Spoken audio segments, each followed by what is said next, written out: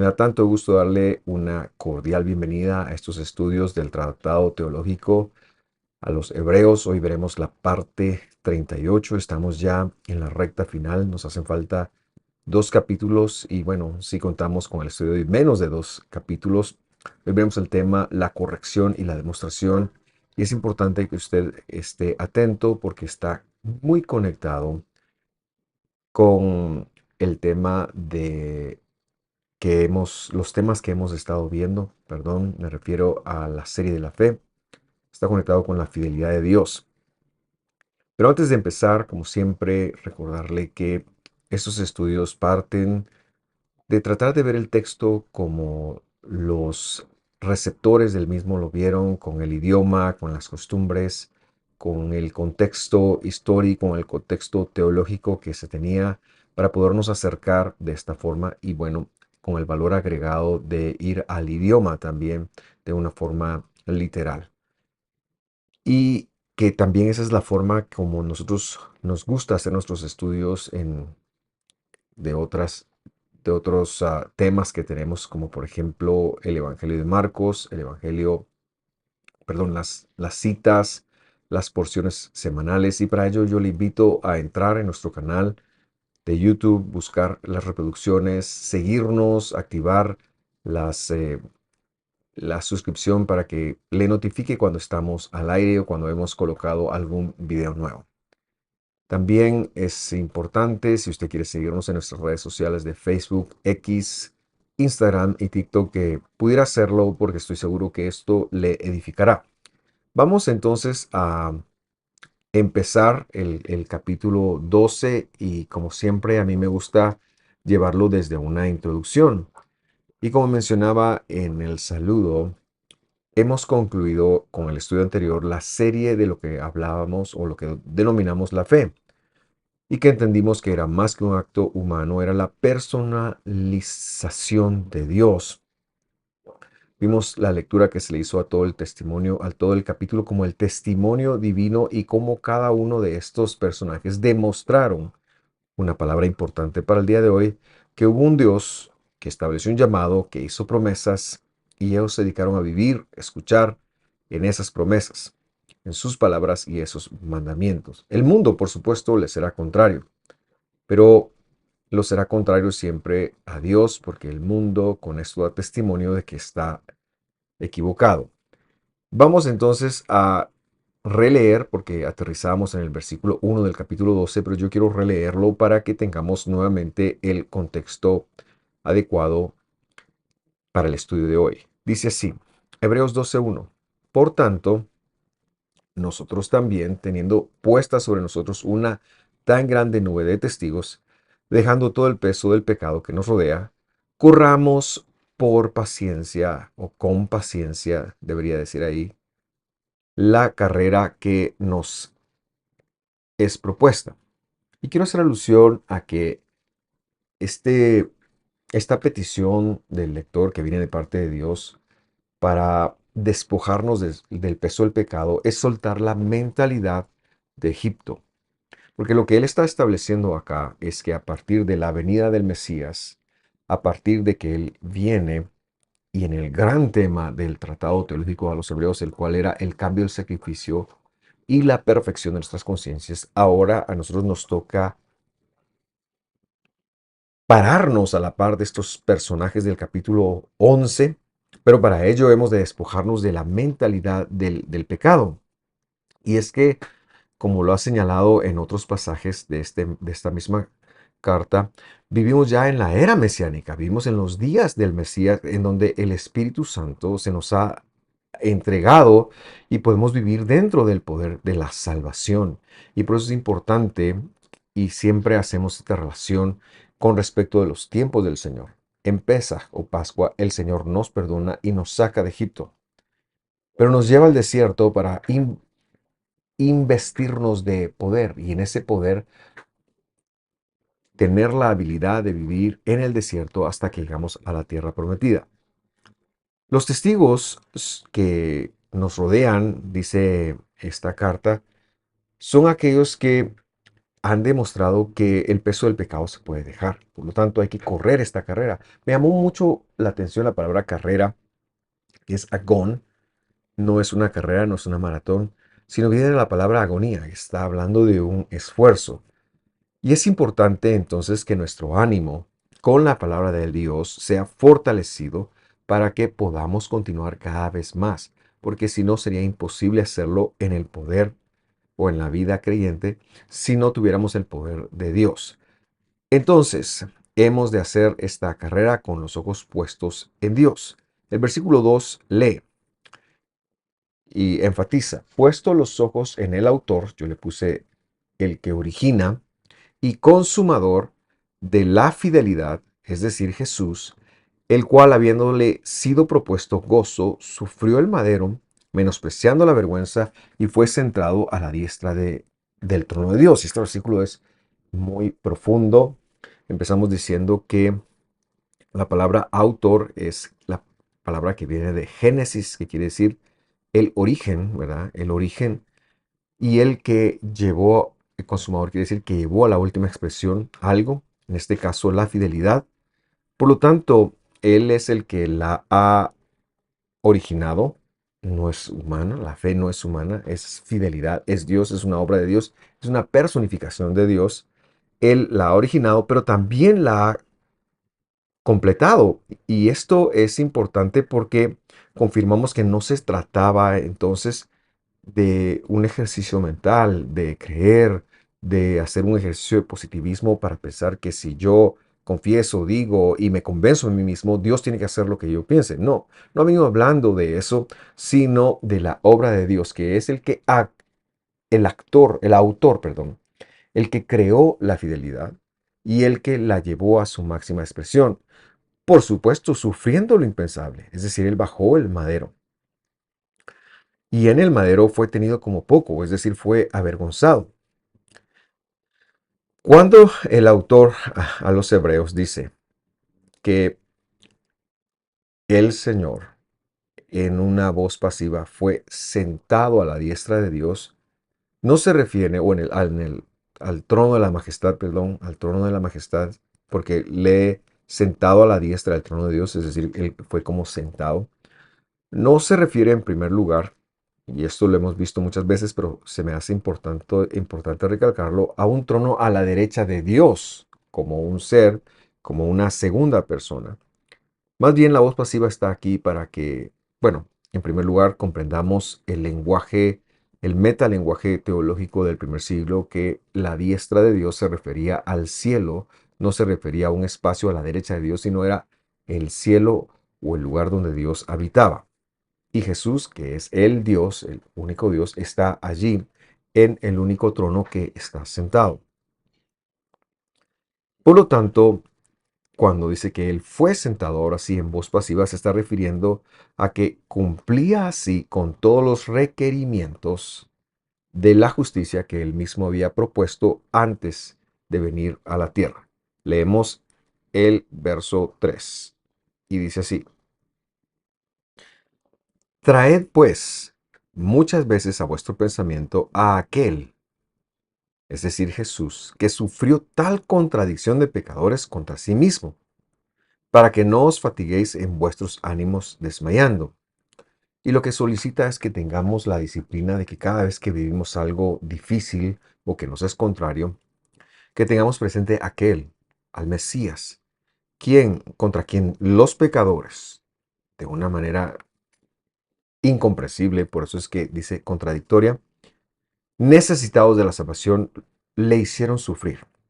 Enfoquemos pues nuestra vida, nuestro pensamiento en Él para no desanimarnos. Lo que ha venido diciendo es una pequeña transición entre el concepto de fidelidad que ha hablado en el capítulo 11 y la afirmación que quiere dejar para nosotros en el capítulo 12, o por lo menos en esta parte, hablando de la corrección y la demostración. Dice el versículo 4, que aún no habéis resistido hasta la sangre, combatiendo contra el pecado. Es decir, que ninguno de nosotros ha muerto por tener una guerra directa con el pecado. Morimos por el pecado.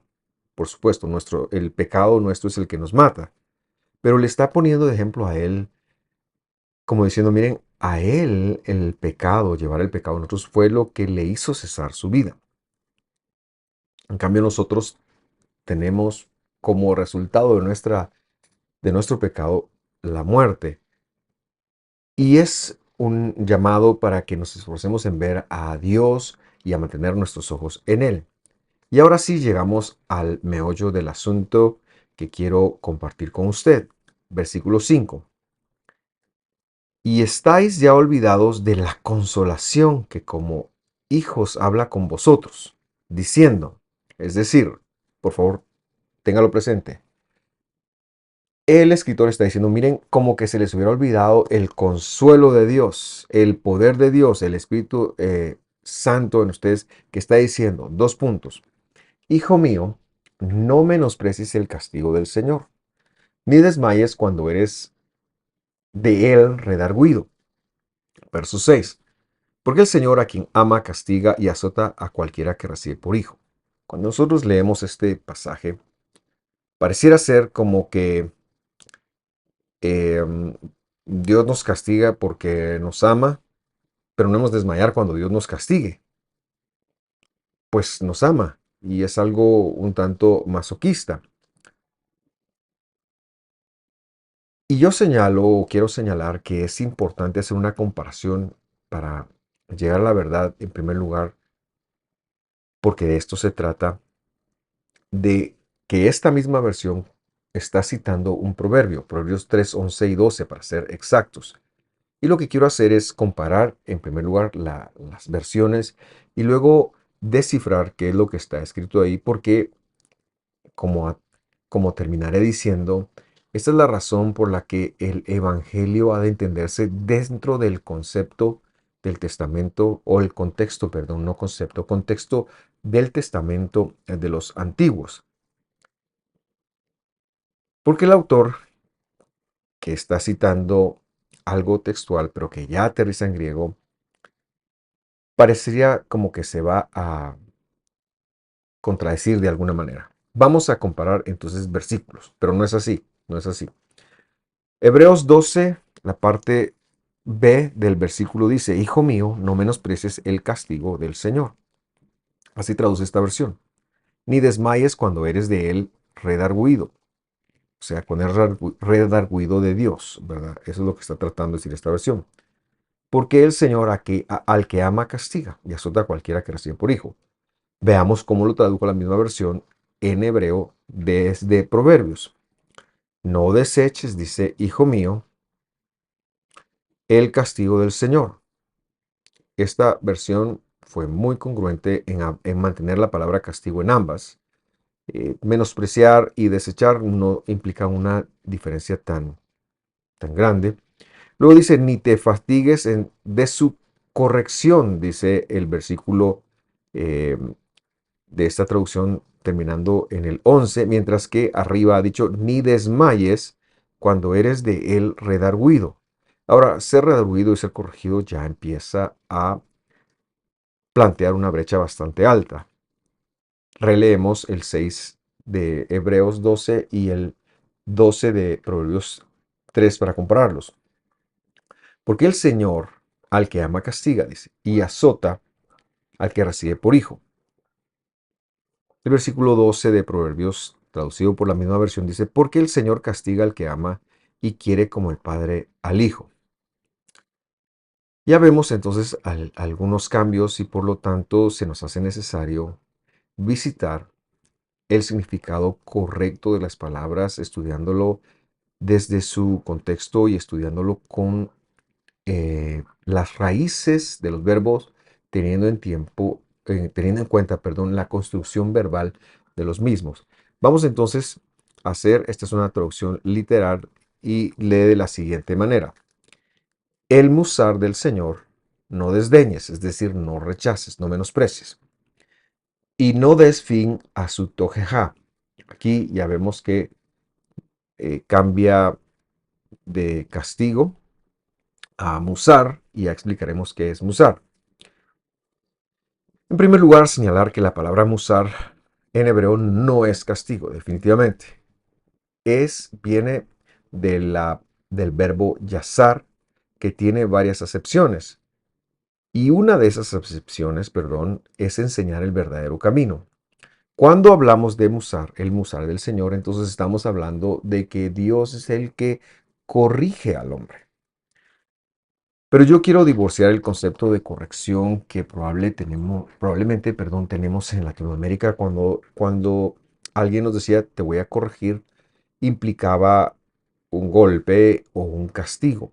Este no es el concepto bíblico en hebreo, sino que implica la instrucción de la forma correcta de hacer las cosas. Es decir, el musar entonces es una corrección, pero es una corrección que te lleva con amor y pacientemente a que identifiques tus malos caminos y adoptes buenos caminos. De eso se trata el musar.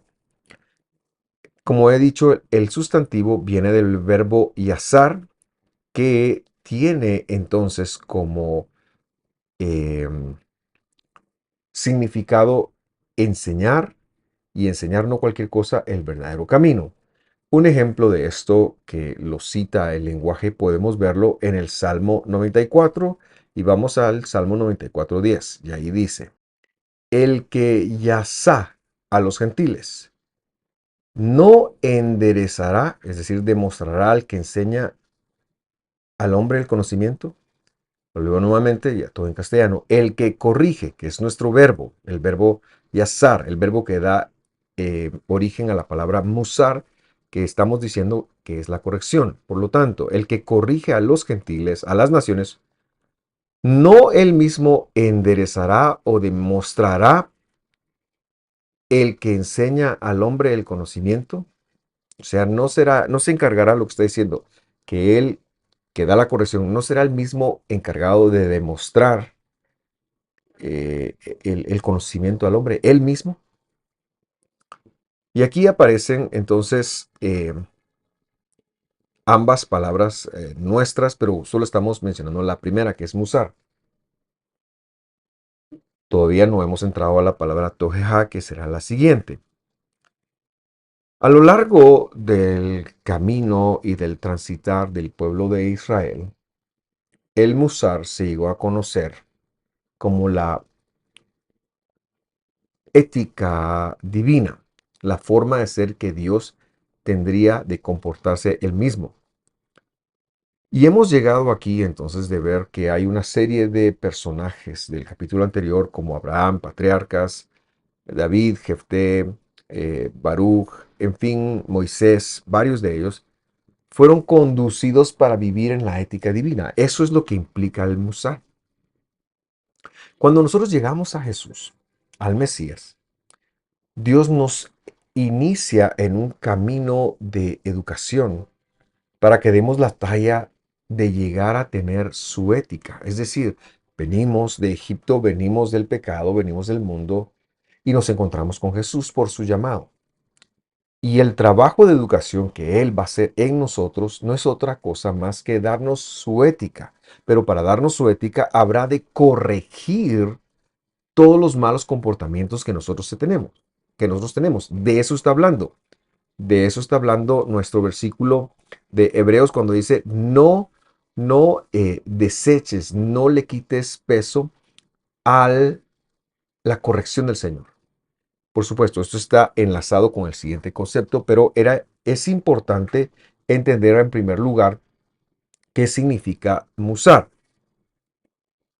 No debemos de temer ser corregidos por Dios porque Él lo va a hacer amorosamente. Cuando nosotros llegamos a Dios, su palabra es un musar, pues su palabra registra para nosotros todas aquellas comportamientos que debemos de dar la talla en llegar a ser, porque ahora tenemos al Espíritu Santo, porque Jesús es el varón perfecto, porque necesitamos llegar a la estatura de Él.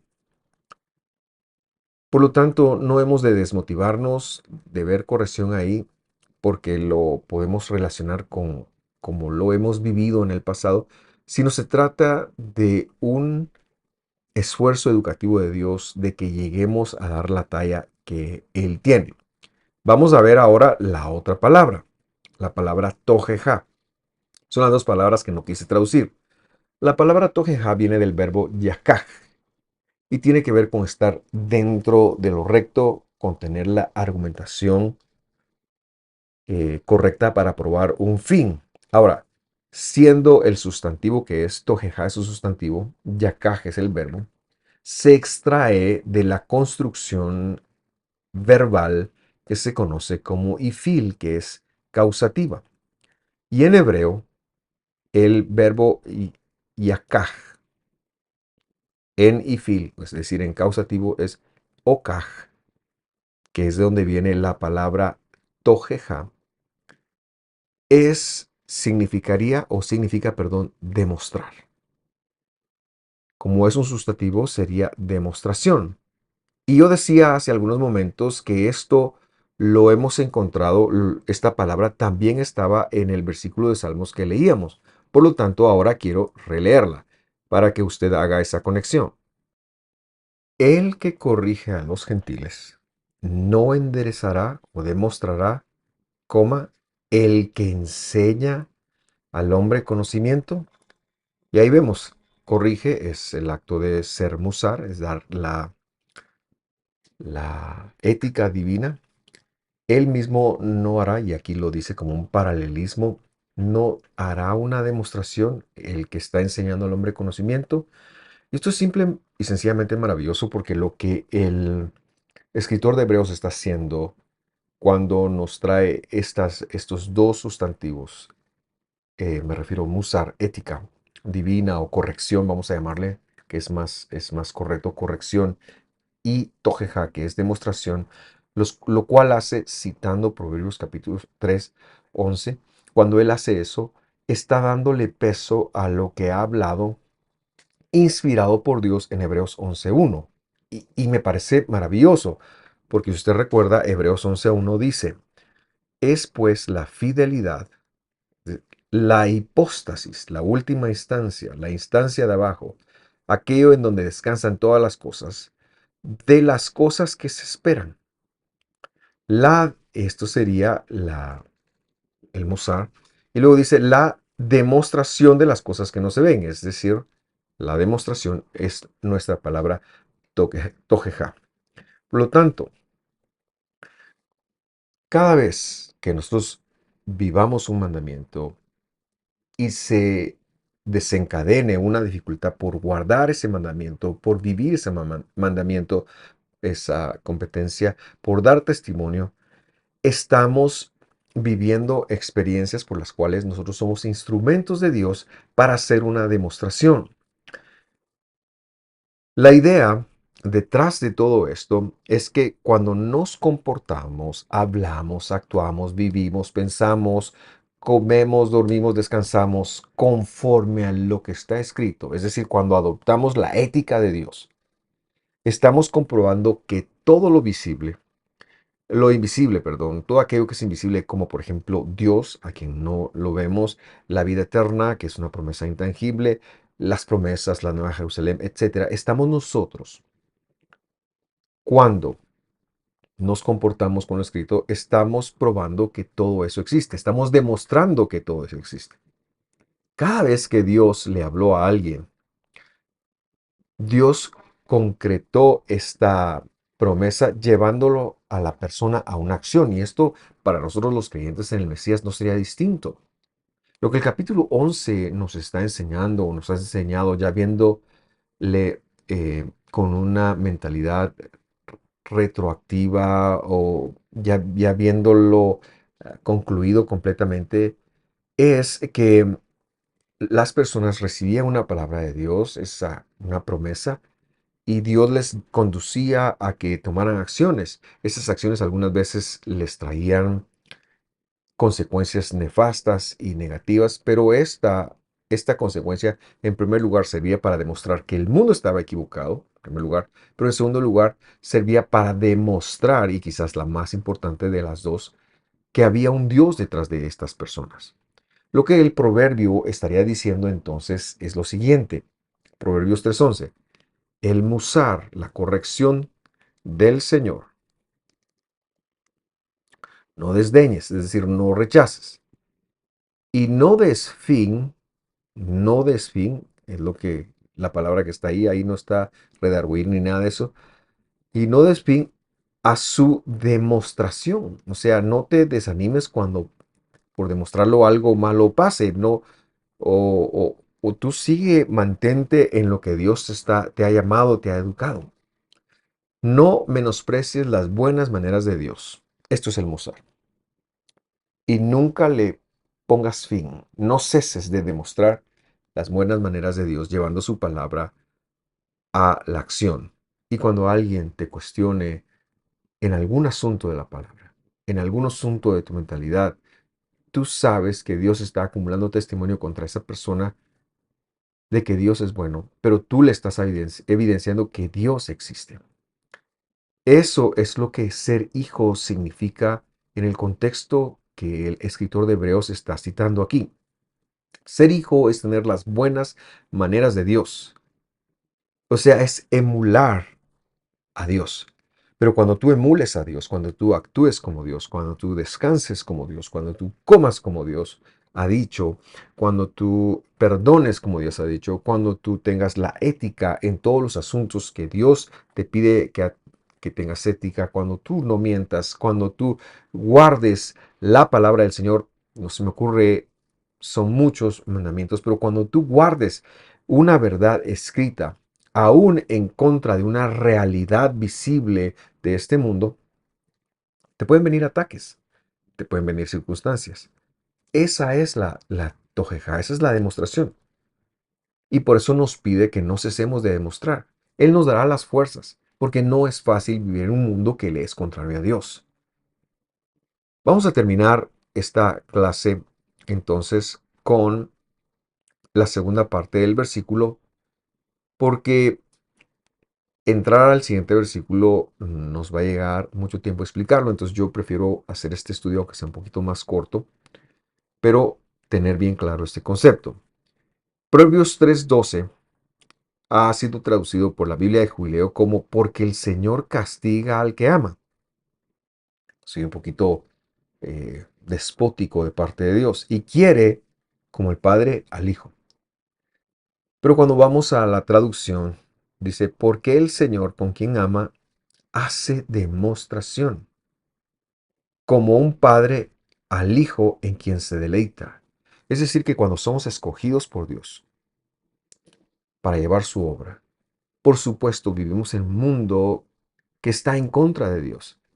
Y cuando nosotros guardamos su palabra, cumplimos su palabra, hacemos demostración de su palabra, Él se deleita con nosotros. Estamos haciendo que su corazón se deleite. Y hoy en día este deleitar de Dios se ha perdido. Hoy en día pensamos que con cerrar los ojos y derramar lágrimas deleitamos el corazón de Dios. Pensamos que con cantar con todo el corazón deleitamos el corazón de Dios. La Biblia no ha dicho eso. Ese no es el mensaje bíblico. Pero la Biblia lo que se está diciendo es que si tú eres un hijo de Dios, Dios ha puesto en ti su palabra para que guardes la ética del Señor, honrándolo de tal forma que estás demostrando que hay un Dios que escribió la Biblia, que hay un Dios que vino a un madero para dar su vida por ti. Cuando tú guardas la palabra, aún a pesar de ser criticado, aún a pesar de ser menospreciado o ninguneado o tildado de antiguo o de lo que sea, cuando tú guardas su palabra, estás deleitando verdaderamente el corazón de Dios. Es como lo deleitamos cuando vamos a sus mandamientos y demostramos. Y yo no se me ocurre ninguna ejemplo, así que voy a mencionar un ejemplo personal. Hace algunos años estaba en una reunión y empezaron a hablar de comer insectos. Insectos que en la escritura están prohibidos comer. La escritura, el único insecto que ha dado permiso para comer es el grillo, me parece, en nuestros términos, la langosta, eh, que es pariente del grillo. Así cuando empezaron a hablar de todos los beneficios y de todas las proteínas que tenían, y estamos en una reunión de cristianos, de creyentes cristianos, empezaron a hablar de eh, las propiedades de este alimento, alguien me preguntó a mí, ¿y tú comerías de eso? Y yo dije no, inmediatamente. Y la pregunta fue, ¿y por qué no comerías de eso? Yo procuro evitar ser controversial. Mi respuesta fue porque está escrito que no hay que comerlo. Yo quiero comer lo que Dios me ha dicho comer, porque eso está definido.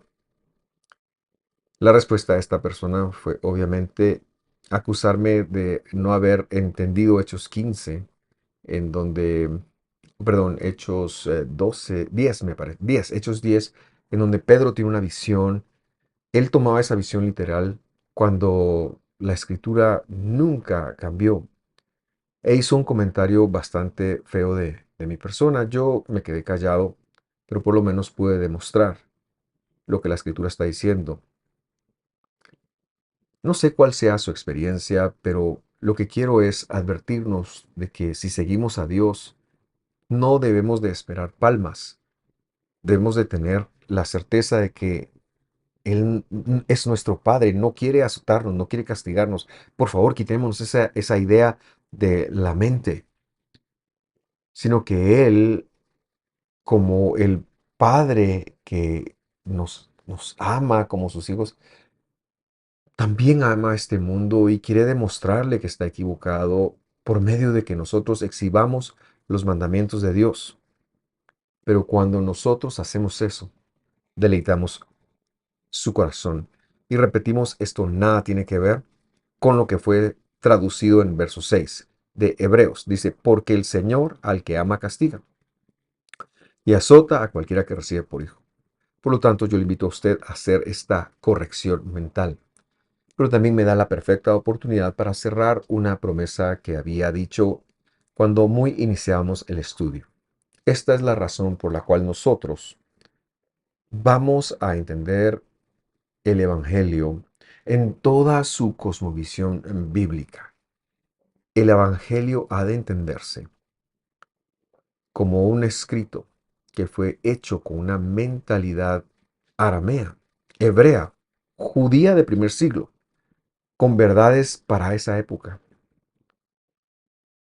Y por eso es que nosotros nos esforzamos por hacer este viaje en explicar. Por eso es que nosotros no solamente vamos y consultamos al griego en el cual hemos recibido la revelación del Evangelio, eso ya es un gran avance, pero tenemos que ver qué palabras fue las que tradujo el griego, en dónde se equivocaron, cuál era el verdadero significado, cuál era la construcción verbal, porque la construcción verbal en hebreo no es como lo es en castellano, que a veces las construcciones verbales, el edificio del verbo en hebreo puede incluso, dependiendo de cuál sea, significar lo opuesto de lo que otra construcción significaría. Por ejemplo, el verbo kafar, que es el verbo recubrir, si decimos kiper, es descubrir, que es precisamente lo opuesto. Todo esto hay que conocerlo porque los escritores del Evangelio del primer siglo estaban haciendo teología